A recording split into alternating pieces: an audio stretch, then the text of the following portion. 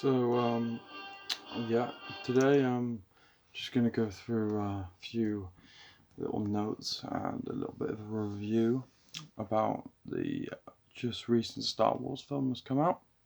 So, The Last Jedi. I'm wearing a cloak, or more of a poncho, a Western type poncho, kind of a bit like the Man with No Name, but more psychedelic. So not quite as grey or black as the one that Luke Skywalker was wearing. But it will do for the purposes. Yeah, and I've also got a t-shirt on as well here. But yeah, I've just come back from the midnight showing, and yeah, I'm just going to give a few quick notes on it just for now, and I'm going to do a better and more in-depth interview kind of in the morning with a few other people and their opinions on it.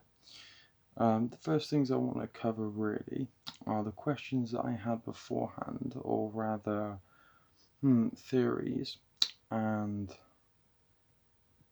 what really was answered, and a few of the red herrings, things that's been on my mind for the last 2 years, and if they were answered or not, basically, and if they weren't, am I satisfied with the answers, good enough for me, and so on.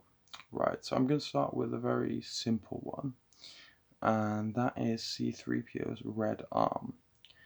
As we know, C3PO did say to Han that he has to explain about the story about why he has a red arm.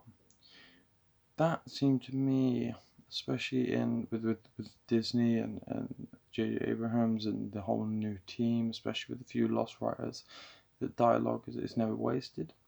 So I thought, maybe there's a reason why he has a red arm. Maybe it's something to do with Luke's disappearance.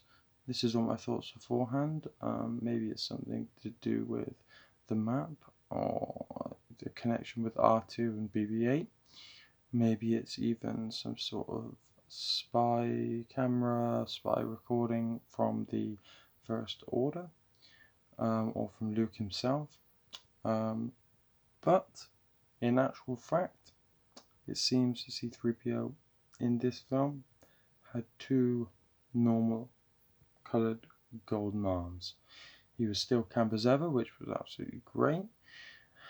And he had a few great dialogue scenes, especially one with Poe, which was quite funny. Poe just outright told him to shut up, which was quite funny. But yeah, so no, it doesn't seem to be anything other than, from what I can gather, that maybe it was just in the original film as just a comic book gesture. Maybe he got his arm taken off by, who knows, Kylo Ren. Maybe he chopped it off, or he just lost a part. He's getting old. He's been around since, the prequels. But I don't like to talk about the prequels a lot. But what I will just briefly mention on the prequels is, I think that Disney are trying to get as far